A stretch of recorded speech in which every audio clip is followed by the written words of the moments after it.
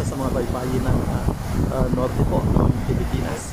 So ito po ay epekto po ng napakalakas na hagupit si Chupaing. Ito.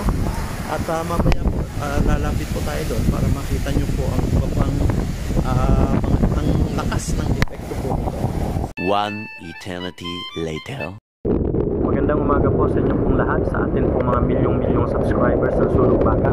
Sa kasalukuyan po, nandito po tayo sa isa sa mga beach resorts po na malapit po sa norte, at kasalukuyan po ay ating natutunghayan ang napakalakas na pagbayo po dito sa dalampasigan ng Bagyong Paeng.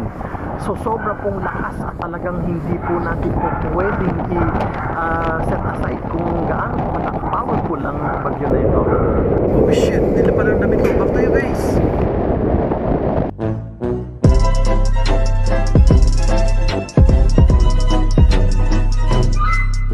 Please like, share, and subscribe.